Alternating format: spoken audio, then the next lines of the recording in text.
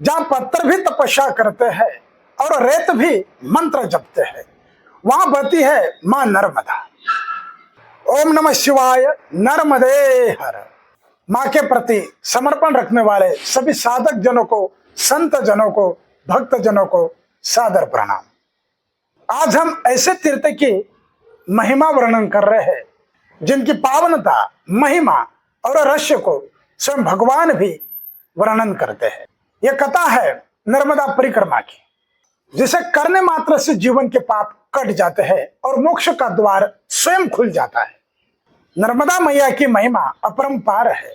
मां नर्मदा, मां रेवा भगवान शंकर के पसीने से निकली हुई दिव्य धारा है, जो साक्षात ब्रह्म स्वरूपा है। गंगा में स्नान से, यमुना में ध्यान से, पर मां नर्मदा में केवल दर्शन मात्र से कर देती है। अरे ये कोई साधारण नदी नहीं है, ये तो स्वयं शिव स्वरूपिणी है, जिसने मां नर्मदा की एक परिक्रमा कर ली, जन्मों जन्मों के बंधन कट गए, उससे वह मुक्त हो गया। मां नर्मदा की परिक्रमा का स्वरूप क्या है? मां नर्मदा की परिक्रमा कोई पर्यटन स्थल नहीं है, यह तप है, साधना है और त्याग है। यह शरीर का नहीं, मन का परिष्कार है। साधक जन जब ओंकारेश्वर से यात्रा आरंभ करते हैं तो नियम लेते हैं कि मैं मां नर्मदा के किनारे किनारे चलूंगा, उनके दक्षिण दिशा से यात्रा शुरू करूंगा और फिर समुद्र पार करके उत्तर तट से आकर के अमरकंटक जाकर के फिर दक्षिण तट से ओंकारेश्वर पहुंचूंगा। यह यात्रा होती है और यह यात्रा होती है लगभग 3600 किलोमीटर की। पैदल चलते हैं भक्तजन, कोई साधन नहीं, ना होटल, ना सुविधा, केवल मां की कृपा। मां नर्मदा परिक्रमा के कुछ नियम है। मां नर्मदा की परिक्रमा हमेशा दक्षिणावर्त की जाती है, यानी दक्षिण तट से जहां से यात्रा शुरू की फिर वहीं आकर पूर्ण होती है। मां नर्मदा की जलधारा को पार नहीं करना है या न पुल का उपयोग करना है।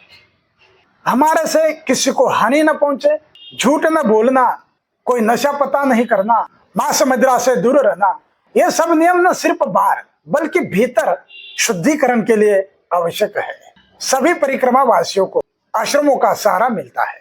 परिक्रमा के दौरान बहुत सारे आश्रम आपको मिलते हैं जहां पर परिक्रमा वासी की सेवा होती है। कोई 1 दिन ठहरता है, कोई 2 दिन ठहरता है, कोई 3 दिन ठहरता है। अगर आप बीमार हो जाए तो सेवा के लिए डॉक्टर भी आ जाते हैं, किसी से कोई पैसा नहीं लिया जाता।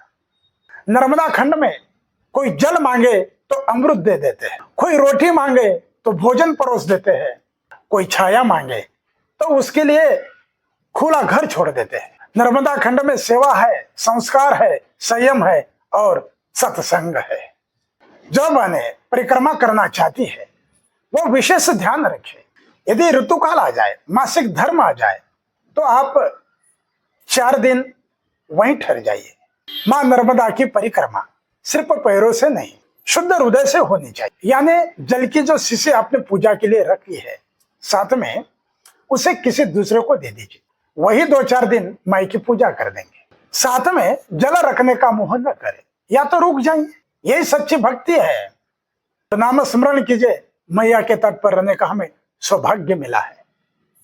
जो शरीर से कमजोर है, जैसे जिन्हें शुगर है, बीपी है, स्पाइन का प्रॉब्लम है, घुटने में दर्द रहता है, वे जिज्ञासु, वे भक्त पहले उत्तर वाहिनी परिक्रमा कर ले या कुछ दिन जाकर के आश्रम में सेवा करे, थोड़ा चलने का अभ्यास कर ले।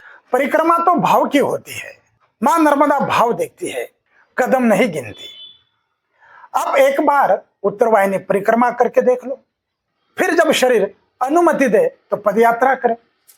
मित्रों, नर्मदा परिक्रमा कोई सफर नहीं है, यह मां की गोद में लौटने की अनुभूति है। जिसने इसे एक बार जी लिया उसके लिए संसार अब केवल एक मेहमान खाना रह जाता है। नर्मदे हर, नर्मदे हर, नर्मदे हर।